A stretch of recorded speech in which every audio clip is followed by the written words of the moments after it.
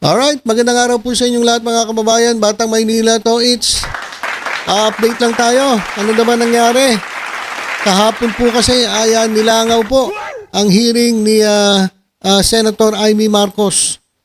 So wala pong umattend na resource person. Alam ko meron po ata isa. Pero yung miyembro ng executive branch, yung mga gabinete ni Presidente Bongbong Marcos ay hindi po nagsi-attend. Kasi sayang nga yung oras di ba? Sayang yung panahon na imbis na ikaw ay magtrabaho para sa bayan, maglingkod sa taong bayan, gawin ang mga dapat para kahit papaano makatulong tayo sa mga kapwa natin Pilipino, yun ang inuna nila. Kaysa naman dito sa umattend ka sa circus na hearing na mukha na mga walang patutunguhan. Hindi ko maintindihan kung yung in aid of legislation. Parang hindi na nila binabanggit yung in aid of legislation. Kaya ka lang naman nag-iimbestiga dahil kinakailangan mong gumawa ng batas tungkol dyan. Pero yung wala naging investigasyon na Sarili nilang investigasyon at gusto nilang palabasin na mali ang gobyerno sa ginawa nila na pagpapahuli kay dating Pangulong Rodrigo Duterte. So wala na yung in aid of legislation. Kasi una-una, ang dami ng batas tungkol dyan Di ba? Gusto lang nila palabasin talaga na mali daw. Sabi nila, sila lang. Sino-sino ba nandyan? Si Bato, si Amy, nagsalita si Bongo, si Cayetano. Sila nagbulahan. Sila lang yung naglolokohan. Na, syempre, wala namang kalaban Syempre, di agree ka na agree. Oo nga. Mali nga. Syempre, wala namang kukontra Wala nga yung yung mga miyembro ng gabinete ni Presidente Marcos Wala rin yung mga pulis. So, lahat ng pinagsasabi nila, mukhang parang spekulasyon at sarili nilang opinion o haka-haka. Diba? So, yun po, yung 2 oras na yun na dyan po sa hearing ni Amy Marcos, sila lang nagbulahan. At nung bandang huli, ayun nga, padadalan daw nila ng sabpina itong mga hindi po umattend. Padadalan po ng letter para susunod daw umattend. Sabi rin niya ni Bato de la Rosa, ito si Bato de la Rosa, kala mo rin kung sino nagagalit siya, ba't hindi raw umattend? Magkakaroon daw ng constitutional crisis. Pero siya, nung iniimbitahan ng Quadcom, iniimbitahan ng Kongreso, hindi naman umattend. Tapos ngayon kung ano-anong pinagsasabi mo. Meron ka pang nalalaman nga constitutional crisis dahil hindi umattend. Bakit ikaw, uma-attend ka ba nung pinapatawag ka sa Kongreso? Hindi naman So, puro rin dakdak etong si Bato de la Rosa. Puro din na wento na walang wenta.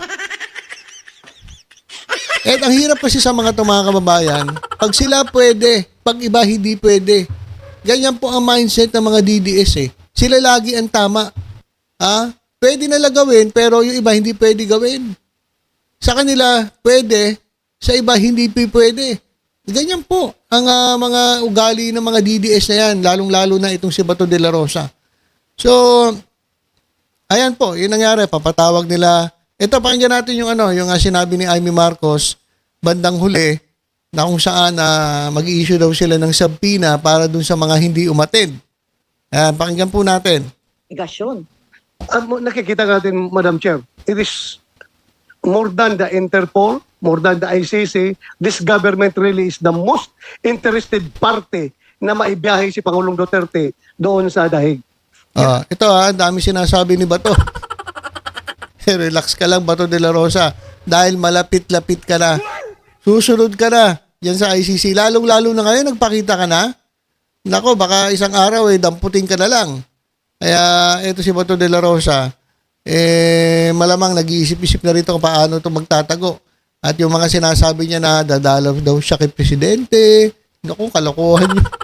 Kalokohan yun. Dadalaw ka, baka bigla kang damputin doon. Hindi nag-iiyak ka. So, ang gagawin niya, magwiwig na lang daw siya.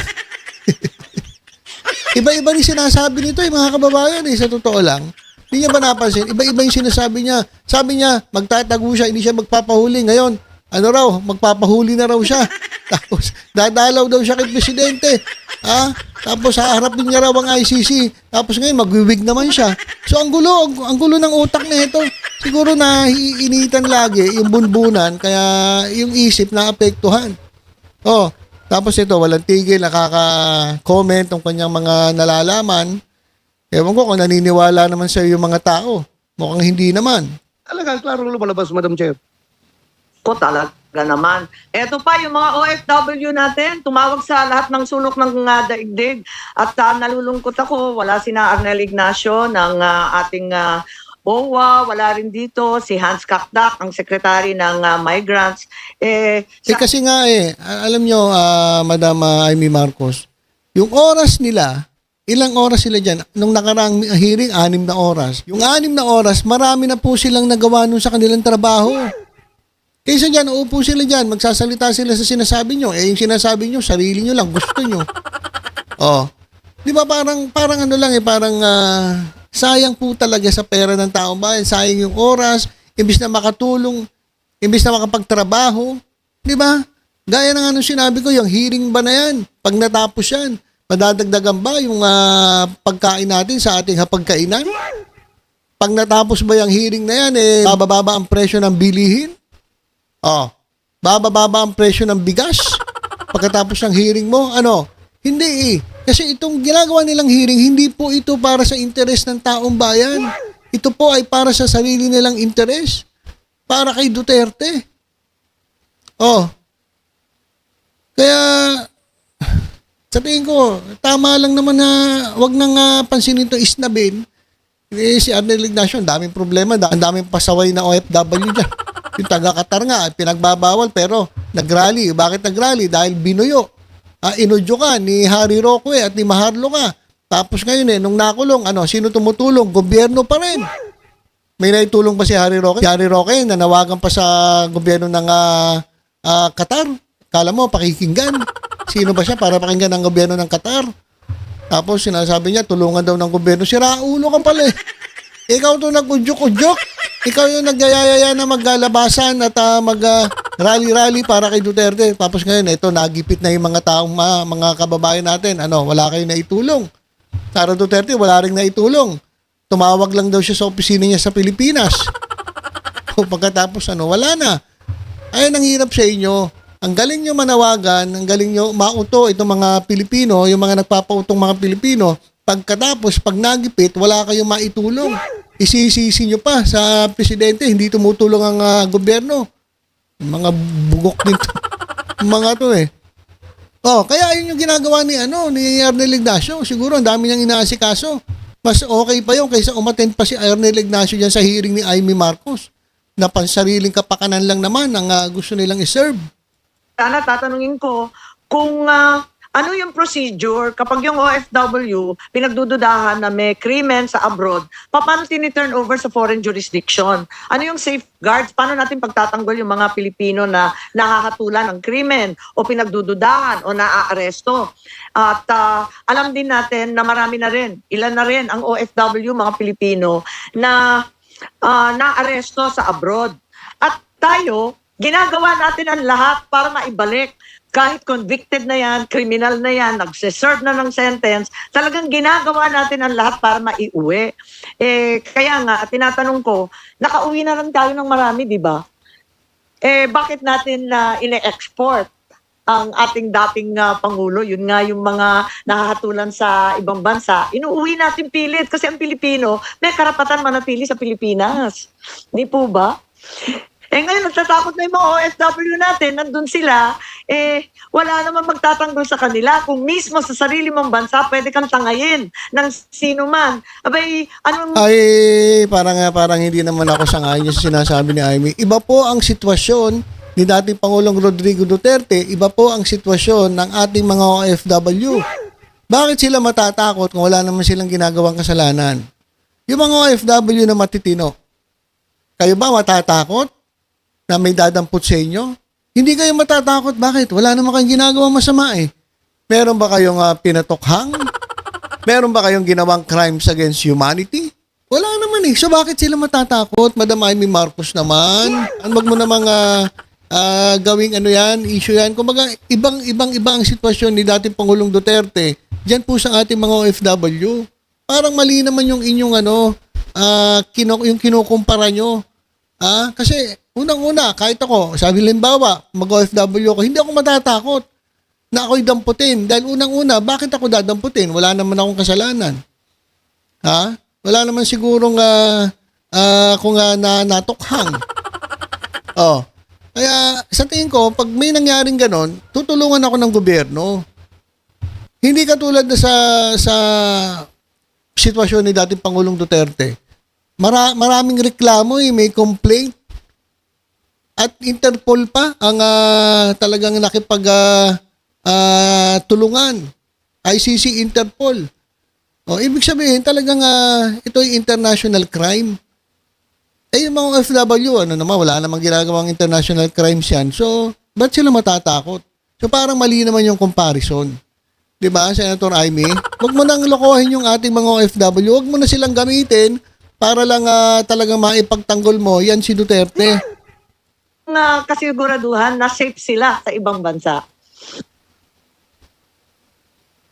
Hindi ko masagot at nahihiya na nga ako sa ating mga OFW. Hindi ko maintindihan kung ano masasabi sa kanila dahil nagagalit nga. Ba't daw gano'n ang Nako. Kwento-kwento lang yan. Magagalit. Ibang klase talaga ito mga kababayan. Kaya dapat tong hearing na to hindi talaga atinan Dapat tigilan na to Halatang halata nangyari. Pero magko-closing na lang po ako. Palibasa wala tayong sagot sa araw na ito. Walang dumalo sa ating pagdinig. Hindi nila dininig. Ay, yehey!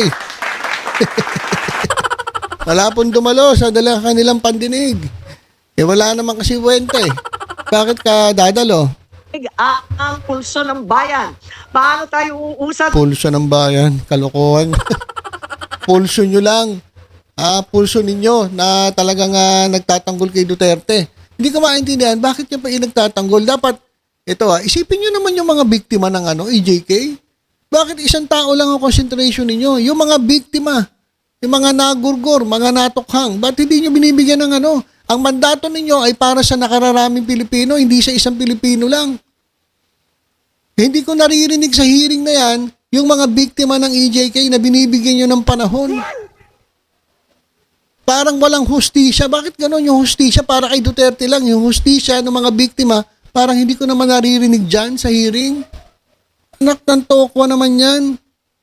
Kung mismo mga dapat magpaliwanag ay nagtatago sa dilim. Paano natin mapapanagot ang mga ayaw sumagot? Pero hindi tayo titigil. Sama-sama natin ihahatid ang mga sabpina na hinanda ko na. Kailangan kasi pirmahan ng lahat ito ng ating Senate President Chis Escudero. Kailangan pirmahan ng lahat ito pagkat absent silang lahat ngayon. Okay, so yan mga kababayan, ang next step, may sabpina doon sa hindi umatid, papipirmahan kay Chis Escudero. Ang tanong, pipirmahan ba ni Chis Escudero? Pakinggan natin si Senate President Chis Escudero para maliwanagan lang kayo kung pipirmahan ba niya o hindi. Ang tinatawag natin constitutional crisis na hindi ko papayagang mangyari o makadagdag pa sa kasalukuyang mga problemang kinakaharap ng ating bansa. Tinanong niyo ako kanina, sang-ayon ba sa pagkakaroon ng pagkakaunawaan o mas pagkakahiwa-hiwalay natin ang pagdinig na ito? Tingin ko yung pagdinig hindi. Pero kung gagawin namin itong hakbang na ito nang hindi pinag-aaralan ng lubusan, marahil ay hindi ito makakatulong sa pagkakaisa natin at dadagdag sa posibilidad na magkawatak-watak tayo lalo. Iintayin ko muna yung legal pero ayokong inaakusahan ng Senado na hindi nagiging patas, depende kung pipirma o hindi. Hindi nakabase yun doon. Gagawin ko pa rin palagi kung anong tama at naaayon sa batas at hindi kung ano ang pangangailangan o kagustuhan ng isa o ilang miyembro. Okay, so yan mga kababayan na napakalinaw. Kung dumating sa kanya yung pasabpina na wala pa raw wala pa naman, hindi niya agad-agad pipirmahan. Isasangguni niya sa legal. Kasi nga, merong executive privilege So, hindi yung basta-basta, kasi baka magka-problema. Alam niyo naman si Chis Escudero, iwas pusoy din to Ayaw niya na, kasi parang sinasabi raw, netong nila Amy Marcos, wala na sa amin yung bola. Kay Senate President na yung bola. Pipirmahan niyo na lang yung sabpina. Kaya nga sabi ni Chis Escudero, wag naman.